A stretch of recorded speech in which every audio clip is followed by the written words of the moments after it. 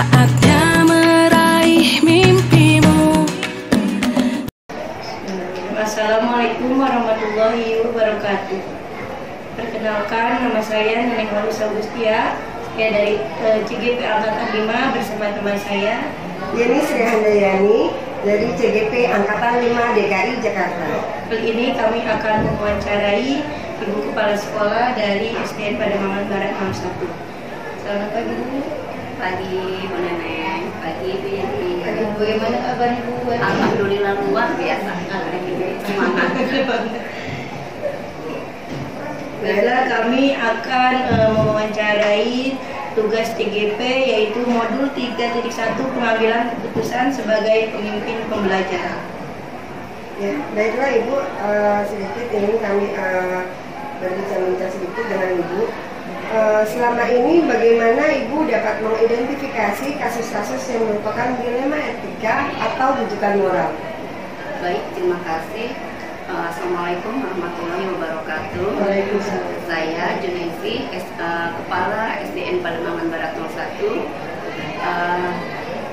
Di sekolah kami di SDN Pademangan Barat 01, setelah saya identifikasi itu ada beberapa yang termasuk dilema etika dan rujukan moral.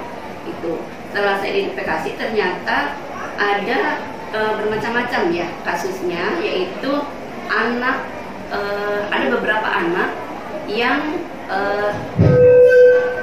tidak selesai dalam melaksanakan tugasnya, kemudian anak terlalu aktif, kemudian anak yang berbicara kotor atau jorok, dan ada juga anak yang seakan-akan abai dengan aturan yang ada di sekolah. Nah, selama ini bagaimana Ibu menjalankan pengambilan keputusan di sekolah, terutama untuk kasus-kasus di mana ada dua kepentingan yang sama-sama benar atau yang sama-sama mengandung nilai kebajikan? Itu suatu keputusan yang tidak mudah ya, karena di satu sisi saya ingin semua anak oleh haknya sebagai pendidik untuk bersekolah di sini. Di sisi lain saya juga punya aturan yang harus dipatuhi sebagai seorang pemimpin dalam mengambil keputusan. Pertama yaitu untuk dalam kasus-kasus yang ringan itu saya berkoordinasi dengan guru kelas, kemudian ditangani oleh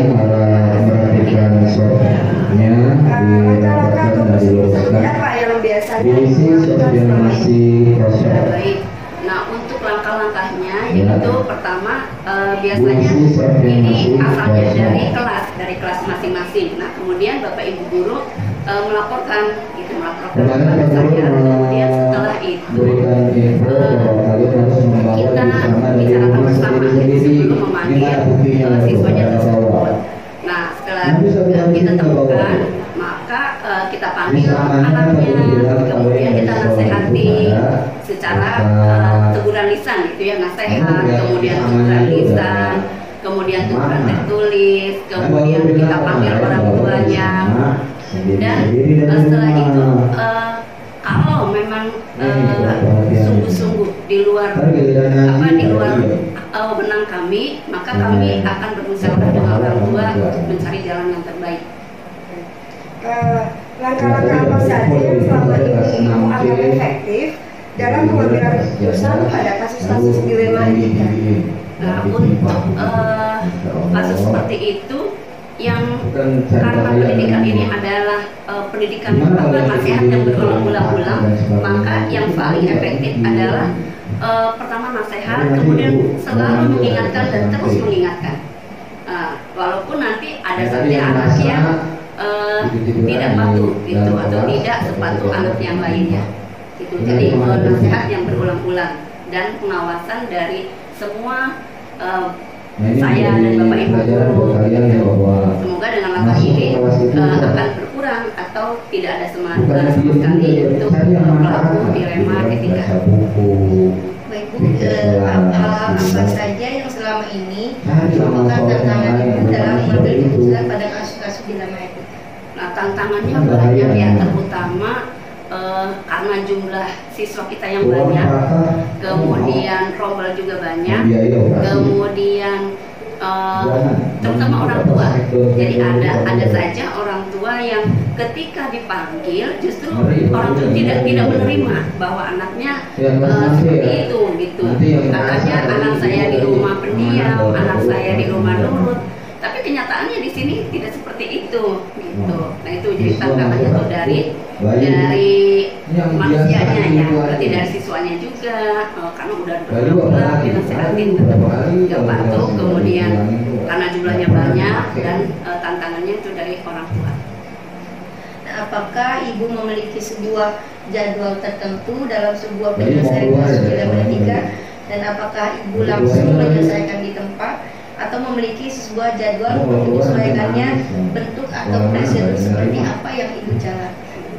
Nah untuk jadwalnya Assalamualaikum ada di jadwal warahmatullahi untuk supervisi paling ya, supervisi di situ kan ada bagaimana tentang pelajaran, kemudian untuk tapi jadwal tertentu misalnya ada kasus saya langsung tangani gitu. Ini memungkinkan karena pekerjaan juga banyak, kemudian kasus juga harus cepat ditangani. Siapapun nanti ada lagi kalau tidak langsung ditangani. Adakah seseorang atau faktor apa yang selama ini mempermudah atau membantu ibu dalam mengambil keputusan dalam kasus-kasus ini? Ya, saya punya guru yang sangat peduli dengan pembelajaran di sekolah, kemudian karakter. Nah, jadi begitu ada kasus, saya selalu berkoordinasi dengan teman-teman guru di sekolah. Kemudian kami bersama-sama mencari solusinya. Ya ibu, dari hal yang telah ibu sampaikan, pembelajaran apa yang dapat ibu petik dari pengalaman ternyata pembelajarannya itu adalah kita ketika mengambil keputusan itu harus betul-betul diperhitungkan keuntungan dan kerugiannya, kebaikan dan keburukannya. Dan semua itu pasti aja ada hal-hal yang pasti ada kebaikannya, ada keburukannya, karena tidak bisa kita menyenangkan semua orang gitu, pasti aja. Tapi kita memang harus mengambil keputusan itu untuk sesuatu yang lebih besar lagi gitu. Mungkin itu. Mungkin wawancara kita untuk kali ini sampai di sini. Semoga pembelajaran yang ibu sampaikan dapat untuk kita semua. Terima kasih ibu untuk waktunya. Wassalamualaikum warahmatullahi wabarakatuh. Waalaikumsalam. Arahkan pandangan ke depan, Tuhan kan menuntunmu. Assalamualaikum warahmatullahi wabarakatuh. Perkenalkan, saya Yeni Siandahyani, JGP Angkatan 5 bersama teman saya Neneng Huliso Gustia, JGP Angkatan 5, kami dari DKI Jakarta. Kali ini kami ingin melaksanakan tugas dari modul 3.1, yaitu pengambilan keputusan sebagai pemimpin pembelajaran. Baiklah, sebelumnya akan saya perkenalkan dulu narasumber kami, yaitu Kepala Sekolah SDN Pademangan Timur 01, Bapak Teguh Indaryanto. Apa kabar Pak? Alhamdulillah baik. Kami minta waktunya Pak untuk sedikit mewawancari Bapak terkait pengambilan keputusan sebagai pimpinan pembelajaran.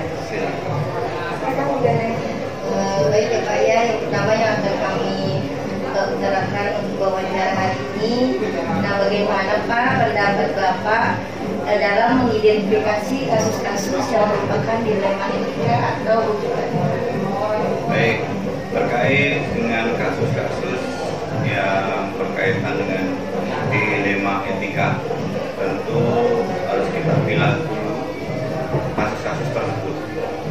Kasus-kasus yang sifatnya sudah terprogramkan atau yang menyangkut dengan program-program sekolah, tentunya saya selaku kepala sekolah sudah mempunyai tim di sekolah, yaitu namanya tim pengembang sekolah.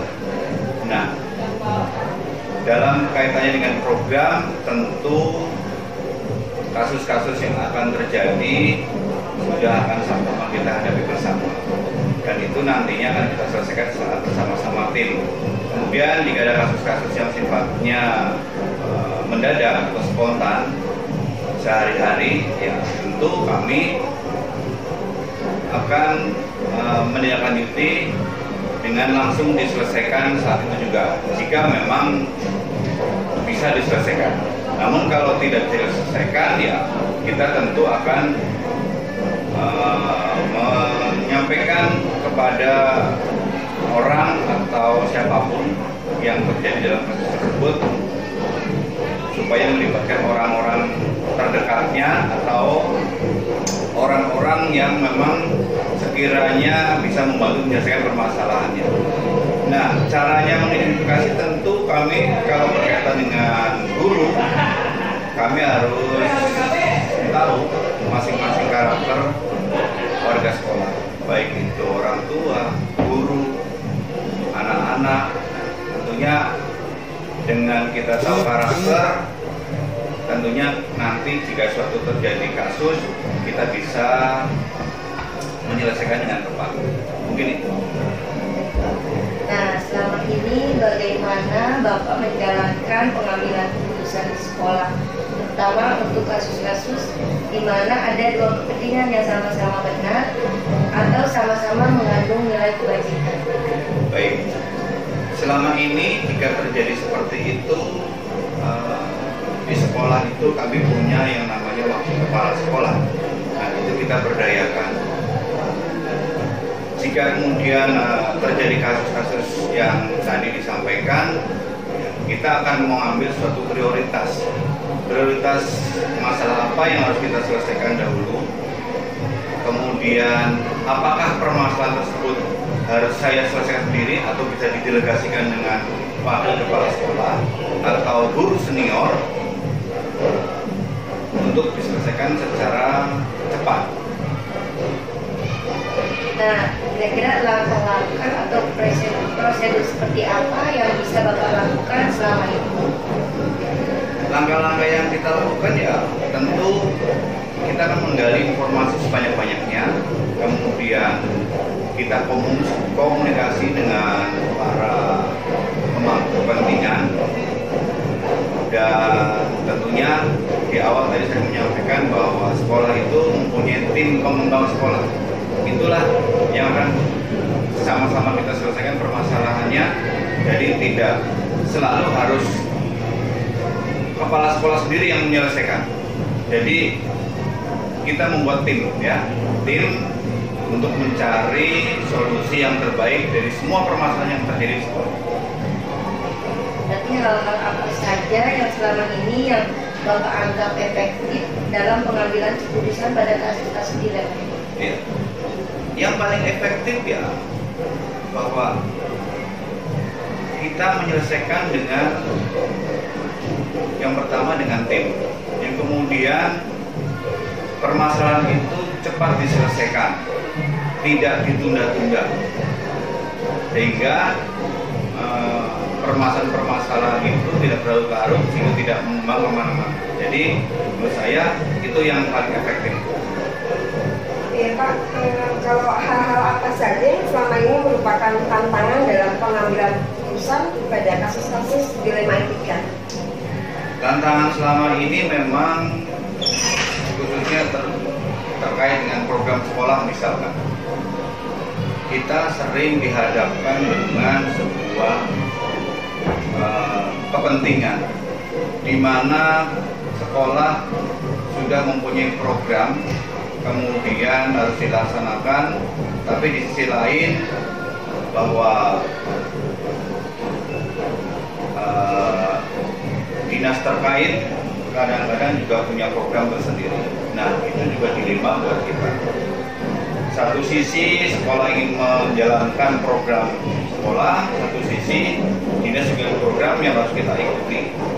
Nah, terjadi selama ini ya kami berbagi tugas dengan wakil kepala sekolah. Kita melihat prioritasnya, segala prioritas mana yang lebih penting, apakah ini juga memang bisa didelegasikan atau ini langsung harus dikerjakan. Itulah yang menjadi solusi untuk menyelesaikan permasalahan-permasalahan tadi. Baik, Pak. Menurut Bapak, apakah Bapak memiliki sebuah tata cara atau jadwal tertentu dalam sebuah penyelesaian kasus dilema etika? Dan apakah Bapak langsung menyelesaikan di tempat atau memiliki sebuah jadwal untuk menyelesaikannya?